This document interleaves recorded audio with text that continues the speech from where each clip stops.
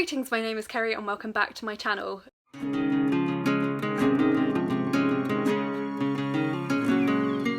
Today I've got another recent reads video for you. So this is books I've read between the 18th of June and today, which is the 28th of June, so about 10 days. These were all books that I really enjoyed. They were all 4 or 5 stars and they're a little bit of a mixed bag, but I'm really excited to be talking to you about them. So the first book I'm going to tell you about was my Read Around the World book for June, which is Like Water for Chocolate by Lorde Esquivel. This is a classic Mexican novel, first published in 1989, so slightly younger than me. I heard about this book on the Strong Sense of Place podcast, which is a podcast I really love. This was the first book actually I bought on their recommendation. I've bought a number of other books since, so this is the first one I've actually got around to reading. This book is beautiful and excellent. I ended up giving it 4 stars. It follows Tita, who is the youngest daughter of her family, which means she is not allowed to marry because she is expected to look after her mother in her old age. Unfortunately, she falls in love with Pedro and he loves her too, but because they're not allowed to marry, he decides to marry her sister so that he can stay close to her. So he marries her sister Rosaura.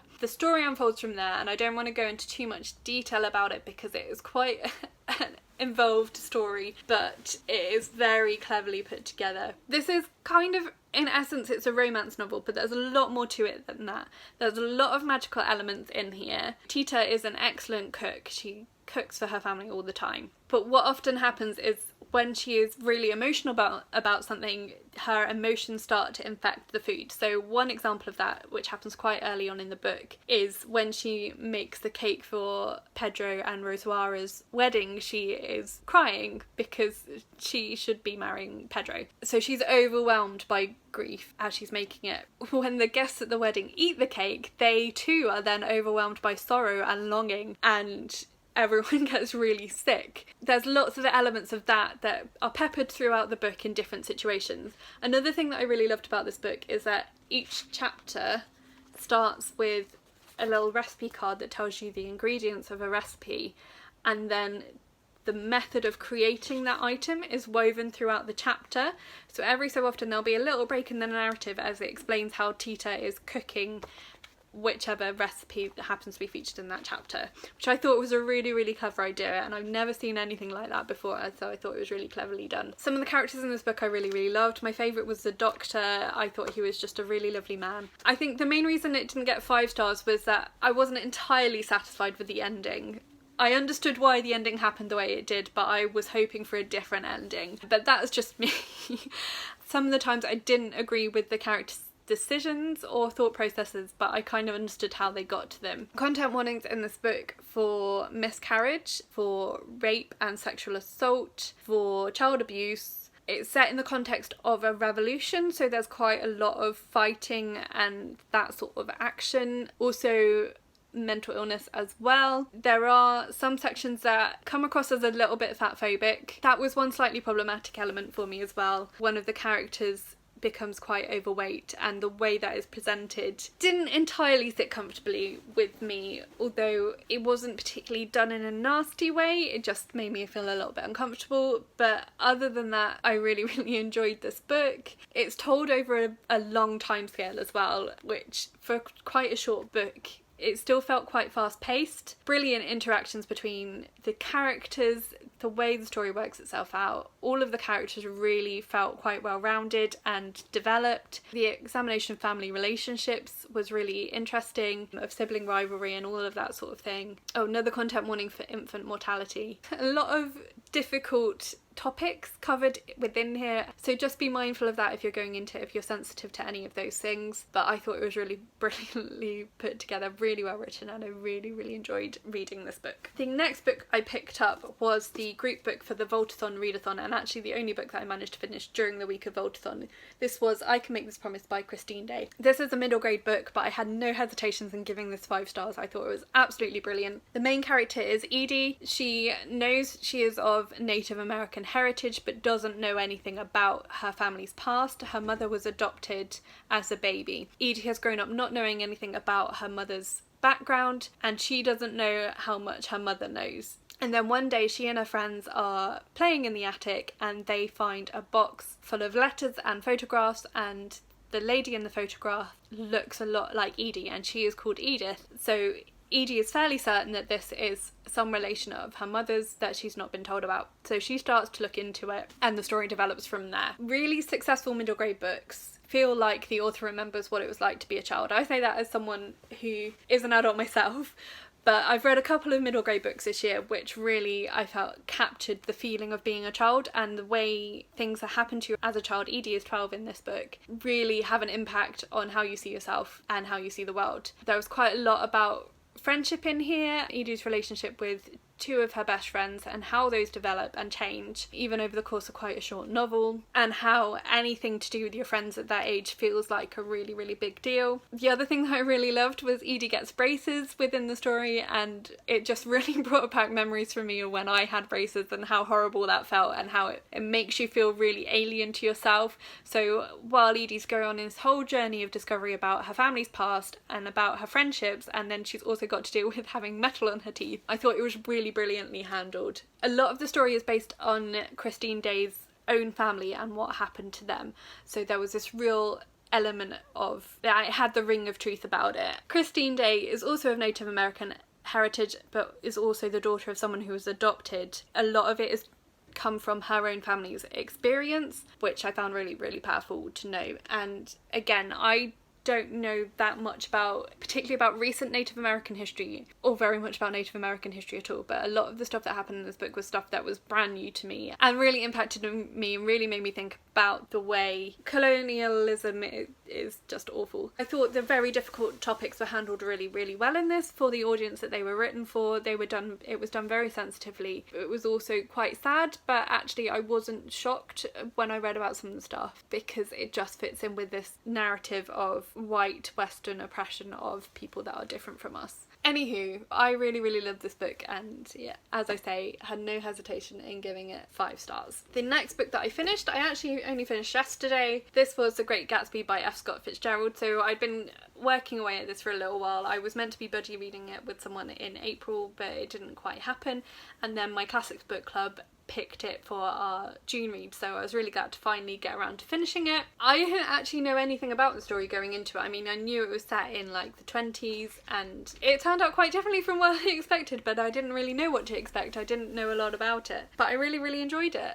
I really liked the narrator, Nick. Of all the characters, he was the one that I found the most engaging, I think probably because he was the narrator. A lot of this book is about how people present themselves to others and how they hide secret parts of their lives. Gatsby is a fairly famous character in literature, I think, anyway, as this sort of person that everyone loves and everyone wants to know, but is a bit of a mysterious character. No one really knows where he's come from or what he's done. It took me a little while to get into this book. As I said, I was meant to be buddy reading it with someone, so I read the first couple of chapters quite slowly, and then I read the end of the book quite quickly, really. I really love F. Scott Fitzgerald's writing. I think that was the main reason I gave it 4 stars. Like, there wasn't a great deal of plot and not a great deal of character development either, but the writing was just really evocative of the period. Yeah, and that was the main thing that I really enjoyed about this book. I kind of felt it could have been a bit longer. I maybe would have enjoyed it if there had been that little bit more development. I mean, there was plot and stuff did happen, but I would have liked a little bit more time with these characters, I think, probably, than we got to get to know them a bit better.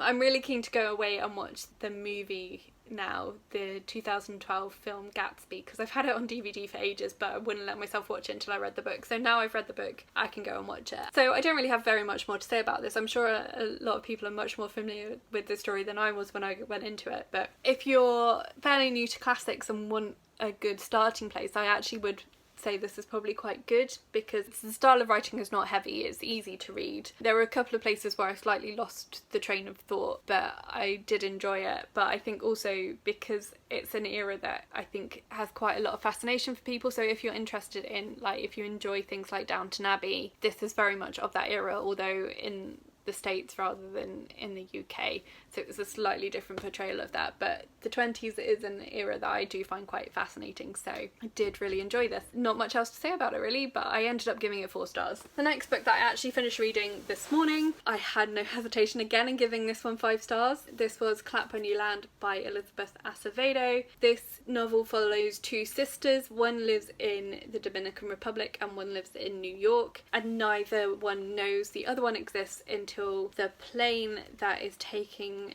their father to visit the sister in Dominican Republic crashes, and then a lot of his secrets come to light for the first time. The story alternates between the two sisters, Camino and Yahaira. They are just about the same age, so Camino is 2 weeks older, and it tells the story of how they deal with their grief and how they discover each other and get to know each other. It's told in verse, entirely in verse, and really beautifully done, and it was just really, like, I'm getting a bit emotional thinking about it. I only finished it this morning and it really hit me really hard. There was just so much to love about this, about how the sisters are different yet similar, like how they grow together when they meet, and how the bonds of family overwhelm so many other negative things. Content warnings in this one for sexual harassment, and obviously for plane crashes, and for premature birth. There were some really great characters in here. I really loved Camino's aunt. She was just a really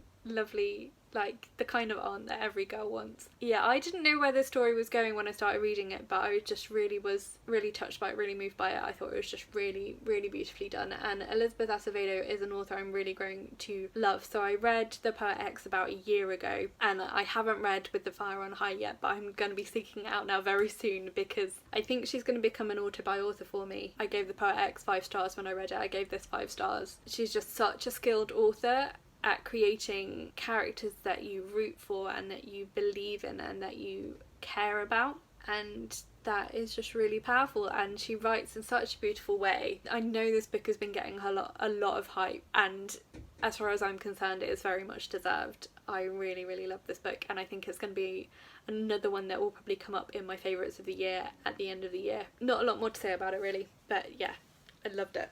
And then the final book that I have to talk about today, I actually finished just before I started filming today, so just in time to be included in this video really. So this was Sister Outsider by Audre Lorde. This is a collection of essays and other writings from Audre Lorde that was put together. I think this was first published in 1984. It's a collection of her writings and speeches she'd given over the couple of years before that. Audre Lorde was quite a key figure in the black feminist movement in the States. She was also a lesbian, and she writes a lot about her experiences as an intersectional feminist, about how racism and sexism and homophobia are all different systems of oppression that all are linked, and about trying to find freedom for all peoples in all ways. I found this really powerful, really moving, especially reading it alongside White Rage, which I talked about in my last recent reads video, and actually reading it alongside Clap When You Land as well.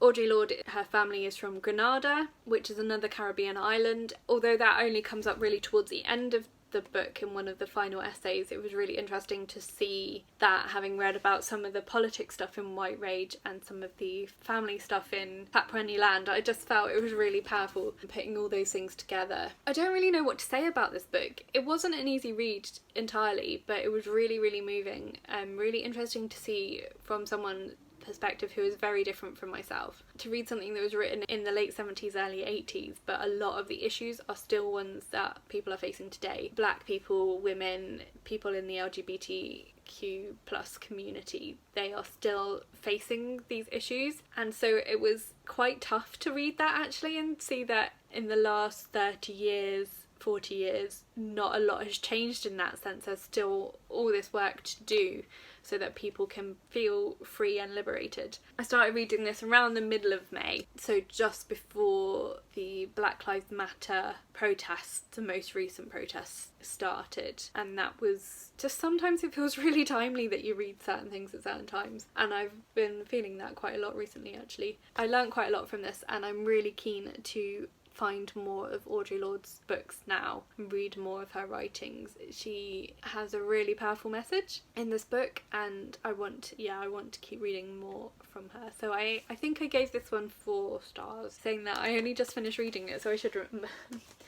Anywho, so those are the 5 books that I finished reading most recently at time of filming. I'm filming this, I should say, on the 28th of June. I don't know how soon you'll see it because I've filmed quite a lot of videos that I have not had time to edit and upload yet. So hopefully it won't be too long, but I'm hoping to get back into a bit more of a regular uploading schedule. It's just finding the time to edit and upload things at the moment. It's not been easy, and also to keep reading the books to have things to talk about in the videos. I'm going to leave it there for today. Let me know in the comments if you've read any of these books and what you've thought of them. We would really love to hear your thoughts on them. Please like this video if you liked it, and please subscribe if you haven't already and you would like to hear more from me. You can also click the notification bell if you'd like to be notified every time I upload something. You can also follow me on my social media if you want more up-to-date info about what I'm reading. The best place to go is Goodreads. I'm also on Twitter and I'm on Instagram, where I do mini reviews of every book that I read. But that's it for today, so thank you so much for watching and I will talk to you again soon.